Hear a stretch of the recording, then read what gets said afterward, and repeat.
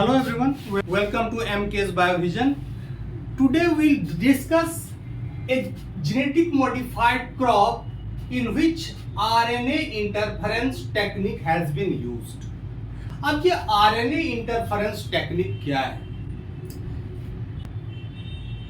Gene है, DNA का बना होता है 5 प्राइम 3 प्राइम और 3 प्राइम 5 प्राइम। तो इसमें जब mRNA बनता है तो सेंस स्ट्रैंड की कॉपी बनती है ट्रांसक्रिप्शन के दौरान। तो सेंस स्ट्रैंड जो है ये सेंस स्ट्रैंड है, ये जो है ये टेम्पलेट स्ट्रैंड है या फिर एंटी सेंस स्ट्रैंड भी कहते हैं। तो मान लीजिए इस सेंस स्ट्रैंड की कॉपी बनी है तो बना mRNA बना है और यही mRNA आगे चलकर ट्रांसलेट हो जाएगा, ये क्या प्रोटीन बनाएगा, प्रोटीन सिंथेसिस में प्रोटीन बनाएगा। लेकिन अब यदि हमको इस ये प्रोटीन को नहीं बनने देना है तो हम क्या करते हैं कि जिस ऑर्गेनिज्म में ये जीन पाया गया है उसमें एक दूसरा जीन भी डाल देते हैं। वो जीन क्या करता है, वो एंटीसेंस स्ट्रैंड को ट्रांसक्राइब करता है, यानी कि ये एंटीसेंस स्ट्रैंड को ट्रांसक्राइब करेगा। ये है एंटीसेंस स्ट्रैंड। ये क्या होता है, चूंकि इससे प्रोटीन कोई बनता नहीं है इसीलिए ये नॉन कोडिंग होता है, नॉन कोडिंग।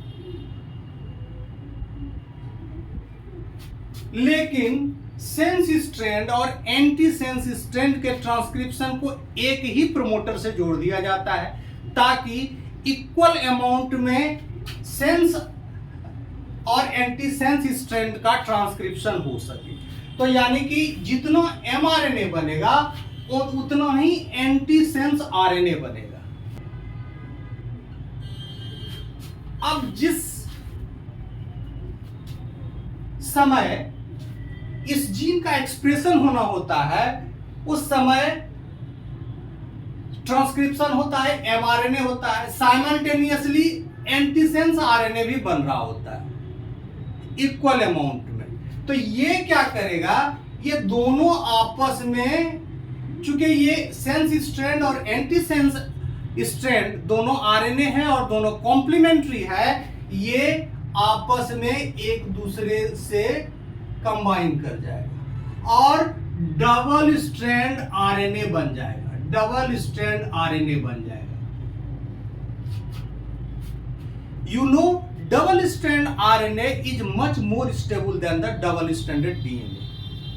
तो ये एक स्टेबल स्ट्रक्चर है, डबल स्ट्रैंडेड RNA बन गया। अब ये double stranded RNA is unable to bind with ribosome, ये राइबोसोम से बाइंड नहीं करेगा तो नो प्रोटीन सिंथेसिस।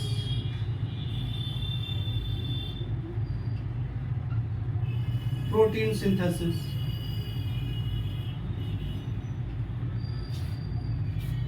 एक और जहां हमने ट्रांसजेनिक प्लांट, लास्ट लेक्चर में हमने ट्रांसजेनिक प्लांट के बारे में डिस्कस किया था, उसमें एक पर्टिकुलर जीन को इंट्रोड्यूस कर देते हैं किसी वेक्टर के सहारे सॉरी किसी होस्ट में और उसको एक्सप्रेस करा देते हैं तो वो अपना प्रोडक्ट बनाने लगता है। यहां हम क्या करते हैं कि किसी प्रोडक्ट के एक्सप्रेशन को रोक रहे हैं, वहां एक्सप्रेशन करा देते हैं, यहां हम प्रोडक्ट के एक्सप्रेशन को रोक रहे हैं। अब हम एक एग्जांपल लेते हैं, टोमेटो की एक वैरायटी है जिसको RNA इंटरफेरेंस टेक्निक का इस्तेमाल करके बनाया गया है। इसका नाम है फ्लावर सावर। ये कैलजीन एक संस्था है कैलिफोर्निया की, उसने ही इसको 1992 में बनाया था, इस वैरायटी को डेवलप किया था।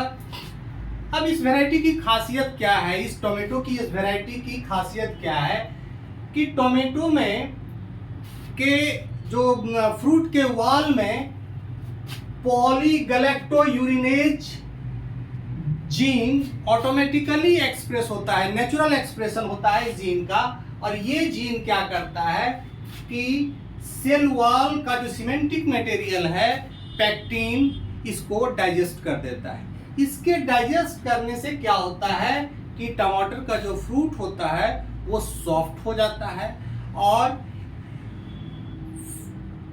सॉफ्ट होने के कारण क्या होता है कि उसमें रॉटिंग जल्द शुरू होता है, सड़ने की प्रक्रिया जल्द शुरू होती है due to infection of fungi का इन्फेक्शन बहुत तेजी से होता है, और इस तरह से वो उसका जो सेल्फ लाइफ है, स्टोरेज लाइफ है, वो बहुत घट जाता है।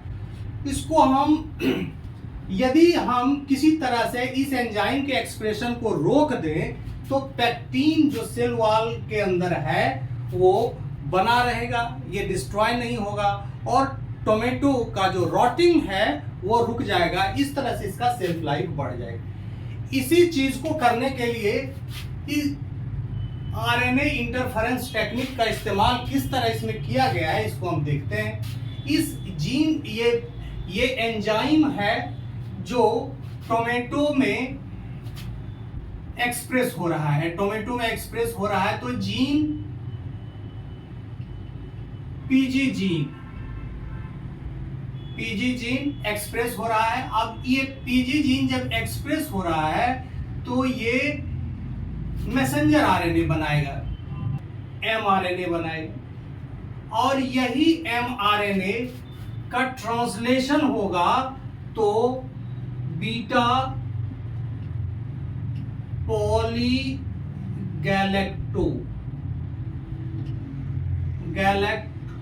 यूरिनेज एंजाइम बनेगा। शॉर्ट में उसको बीटा पीजी कहते हैं। ये एंजाइम बनेगा। अब हम क्या करते हैं कि इसके द्वारा तो बहुत सारा मैसेंजर आरएनए बन रहा है। अब इस मैसेंजर से आरएनए से हम क्या करते हैं, इसका कॉम्प्लीमेंट्री डीएनए बना लेते हैं, यानी कि सी डीएनए बना लेते हैं, इसका डबल स्ट्रैंडेड डीएनए बना लेते हैं, डीएस डीएनए। और ये जो डबल स्ट्रैंडेड डीएनए है, इसमें हम इसको जोड़ देते हैं। डबल स्ट्रैंडेड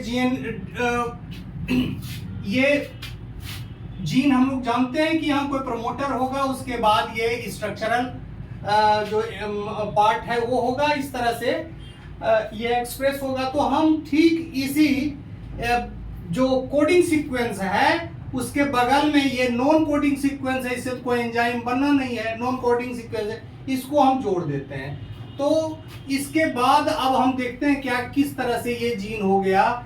इस तरह यहाँ मान लीजिए ये प्रमोटर है और इस जगह हो गया सेंस स्ट्रैंड, और इसी का ये इधर हो गया ये वाला डीएस डीएनए वाला। तो ये कोडिंग सीक्वेंस है, कोडिंग, इसको इस तरह से लिख सकते हैं, कोडिंग सीक्वेंस, और ये नॉन कोडिंग वाला पार्ट हो गया, नॉन कोडिंग सीक्वेंस। दोनों एक ही प्रोमोटर के द्वारा एक्सप्रेस हो रहा है।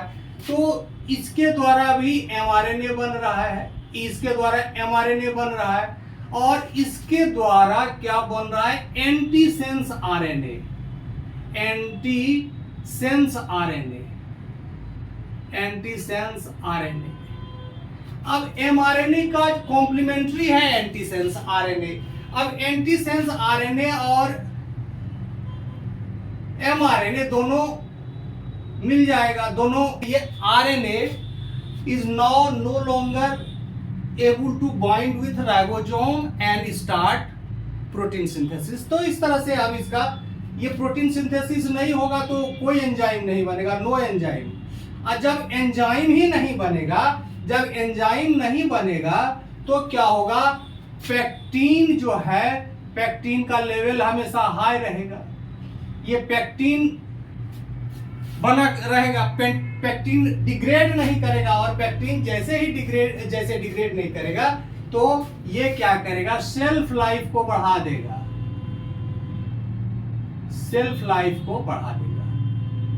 सेल्फ लाइफ ऑफ फ्रूट को बढ़ा देगा। ठीक है, सेल्फ लाइफ ऑफ फ्रूट को बढ़ा देगा। तो इसी को हम यहां हम क्या देख रहे हैं कि आरएनए का इंटरफेरेंस, यानी कि जो कोडिंग आरएनए है उसको हम नॉन कोडिंग आरएनए से लाके भिड़ा दिए, यानी कि ये एक दूसरे को इंगेज कर लेता है और इंगेज करने के बाद ये ट्रांसलेशन में जा नहीं पाता है और कोई प्रोटीन नहीं बन पाता। तो इस तरह से हम टाइपनिंग इसमें बहुत स्लो होता है। अभी हमने देखा कि आरएनए इंटरफेरेंस में दो कंप्लीट स्ट्रैंड, एक सेंस स्ट्रैंड और दूसरा एंटी सेंस स्ट्रैंड, एक दूसरे से बाइंड कर जाता है हाइड्रोजन बॉन्ड से। तो ये क्या करता है, इस तरह का जो डबल स्टैंडर्ड आरएनए बनता है, ये स्टेबल तो होता है, it is more stable then double stranded DNA, but it is quickly identified by the nuclease enzyme present in eukaryotes। तो यूकैरियोट्स में इसको आइडेंटिफाई कर लिया जाता है डबल स्टैंडर्ड डीएनए को, और इसको क्लीव करके इसको डिस्ट्रॉय कर दिया जाता है। तो इस तरह से डबल स्टैंडर्ड आरएनए एग्जिस्ट नहीं कर पाता है। Even a small piece of RNA, मान लीजिए कि ये एमआरएनए है और एक small piece of RNA, even small piece of RNA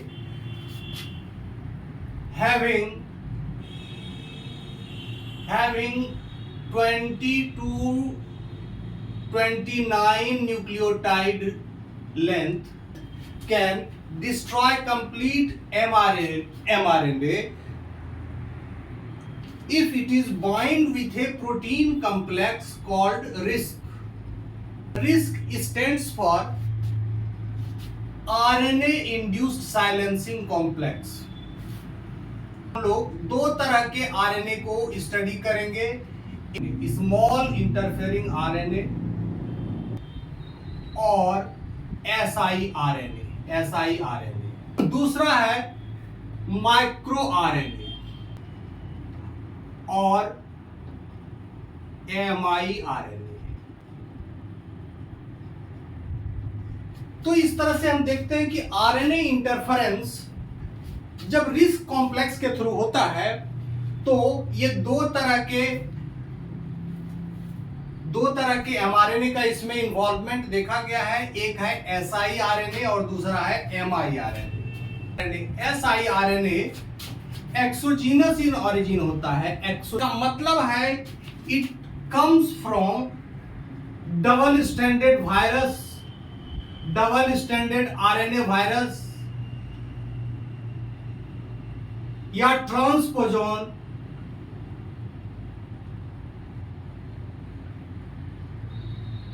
या फिर it can be injected into the cell. Injection micro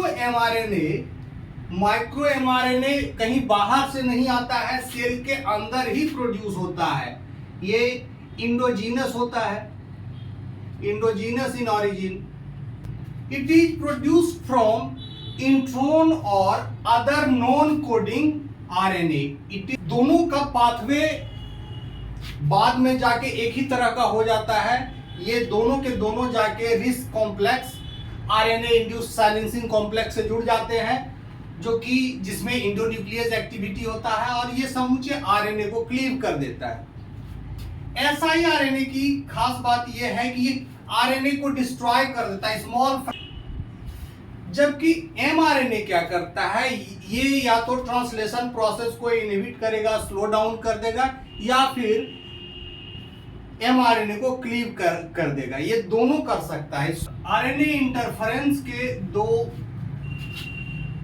मुख्य पाथवे हैं, एक है एसआईआरएनए और दूसरा है एमआईआरएनए। ये दोनों के दोनों फाइनली रिस्क के साथ जुड़ जाते हैं, आरएनए इंड्यूस्ड साइलेंसिंग कॉम्प्लेक्स।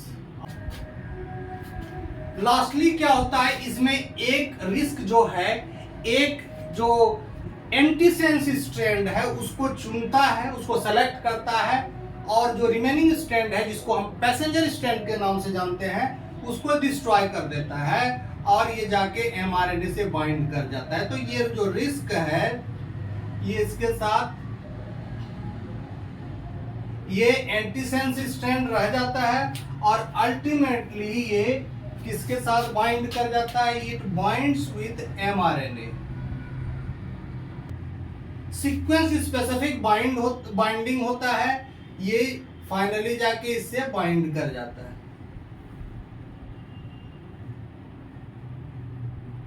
और mRNA को डिस्ट्रॉय कर देता है, क्लीव कर देता है या फिर डिग्रेड कर देता है। तो पाथवे कोई भी हो, आरएनए इंटरफेरेंस का, siRNA का हो या miRNA का हो, दोनों अल्टीमेटली फाइनली एक ही तरह के पाथवे में आ जाता है। वो रिस्क के साथ बाइंड करता है और रिस्क प्रोटीन क्या करता है, ये कि जो एंटीसेंस स्ट्रैंड है, एंटीसेंस स्ट्रैंड इसको हम गाइड स्ट्रैंड भी कहते हैं, को रखता है और जो पैसेंजर स्ट्रैंड है उसको डिग्रेड कर देता है। इसको फाइनली कंक्लूजन क्या है कि mRNA का डिस्ट्रक्शन हो जाता है या फिर ट्रांसलेशन इनहिबिट होता है।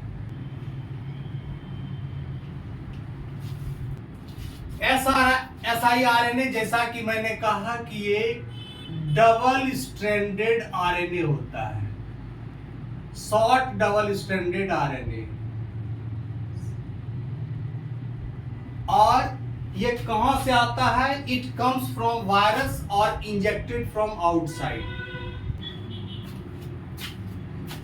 ये मान लीजिए टोमेटो प्लांट का रूट है, यहां रूट हेयर है, ये रूट हेयर जोन है और ये टिप, बीच में वेस्कुलर बंडल सिलेंडर पाया जाता है, बीच में वेस्कुलर बंडल सिलेंडर पाया जाता है। ये रूट कैप, नीचे रूट कैप।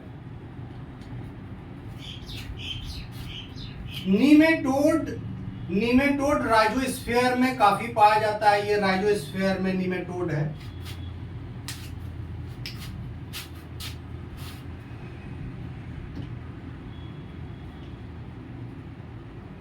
राइजोस्फीयर में जो नीमेटोड होते हैं ये जुवेनाइल स्टेज में हैं। जुवेनाइल स्टेज में ये नीमेटोड इसके अंदर इंटर कर जाता है और इंटर करने के बाद इसके वेस्कुलर सिलेंडर में इंटर कर जाता है। वैसे फाइनली ये जुवेनाइल स्टेज से मेटामॉर्फोज करके एडल्ट बनता है। तो फिर जब adult female is has now become an adult female, ये एडल्ट फीमेल क्या करती है कि वेस्कुलर सिलेंडर से रस चूसती है और साथ ही साथ यहाँ एग लेइंग करती है, एग लेइंग। ये हुआ एग वेसिकल। अब ये एग क्या होता है, एग हैचिंग के बाद फिर जुवेनाइल स्टेज में लार्वा, जुवेनाइल स्टेज 1 2 3 4 इस तरह से होता जाता है। ये हैचिंग हुआ एग का,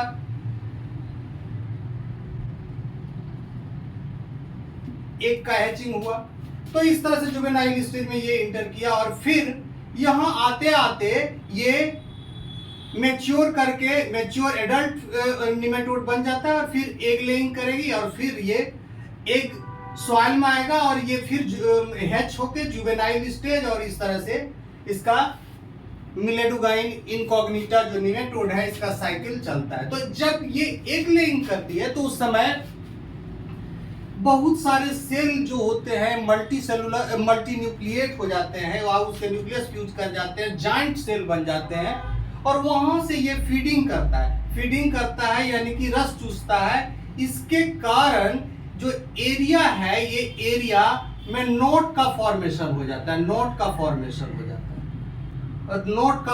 हो जाता है। तो इसी को हम रूट नोट के नाम से जानते हैं। तो ये फीमेल यहां से शक करती है, इस वजह से क्या होता है कि इसका न्यूट्रिएंट जो प्लांट है उसमें न्यूट्रिशनल डेफिशिएंसी आ जाती है और प्लांट का बायोमास कम जाता है, उसकी प्रोडक्टिविटी बहुत घट जाती है। तो अब रूट नोट निमेटोड को कंट्रोल करने के लिए, रूट नोट डिजीज को कंट्रोल करने के लिए हम siRNA का इस्तेमाल करते हैं। मतलब इसका जेनेटिक मॉडिफिकेशन हम टोबैको का कर देते हैं, ताकि रूट नोट निमेटोड के द्वारा जो बनाया गया mRNA है वो डिस्ट्रॉय हो जाए। प्लांट के द्वारा, जो सेल के द्वारा siRNA बनेगा जो उसके mRNA को जाके डिस्ट्रॉय कर देगा, तो उसका प्रोटीन सिंथेसिस खत्म हो जाएगा। यहां हम देख रहे हैं ये प्लांट सेल है। जिस भी प्लांट, ये जेनेटिकली मॉडिफाइड क्रॉप है जो SI टेक्निक से इक्विप्ड है। तो अब इसमें हम देखते हैं ये प्लांट सेल टोमेटो का या टोबैको का जिसका भी हो, ये प्लांट सेल का न्यूक्लियस है। इसके अंदर siRNA का सिंथेसिस हो रहा है। शुरुआत में ये हेयर पिन स्ट्रक्चर के जैसा होता है, न्यूक्लियस से ट्रांसक्राइब हुआ है, हेयर पिन स्ट्रक्चर है। डाइसर के द्वारा ये फर्दर छोटे छोटे टुकड़ों में काटा जाता है। अब इस टुकड़े को, इस फ्रेगमेंट को, जो डबल स्ट्रैंडेड फ्रेगमेंट है, इसको हम siRNA के नाम से जानते हैं। ये siRNA निमेटोड के अंदर इंटर कर जाता है। जब निमेटोड रूट से फीडिंग करना शुरू करता है तो उसके अंदर siRNA इंटर कर जाता है। अब siRNA जैसे ही इंटर करता है, निमेटोड के अंदर के रिस्क कॉम्प्लेक्स पर ये लोड हो जाता है, और से लोड होने के बाद ये क्या करता है कि होस्ट के mRNA से बाइंड करता है, और होस्ट के mRNA से बाइंड करने के बाद क्या होता है, ये मैसेंजर mRNA को डिस्ट्रॉय कर देता है। तो इस तरह से होस्ट के अंदर कोई प्रोटीन का सिंथेसिस नहीं हो पाता। यहाँ हम देख रहे हैं कि RNA इंड्यूस साइलेंसिंग कॉम्प्लेक्स से लोड होने के बाद siRNA डबल स्ट्रैंडेड से सिंगल स्ट्रैंडेड में बदल जाता है। ये जो स्मॉल फ्रेगमेंट दिख रहा है, this is antisense fragment for this particular mRNA, host mRNA, और इस तरह से ये mRNA को क्लीव कर देता है, डिस्ट्रॉय कर देता है। Plant itself acts as a nematicide, यानी जो भी निमेटोड इस पर फीड करेगा उसका जो प्रोटीन सिंथेसिस है वो खत्म हो जाएगा और निमेटोड जो है डिस्ट्रॉयड हो जाएगा। तो ये तो हुआ प्रैक्टिकल एप्लीकेशन ऑफ siRNA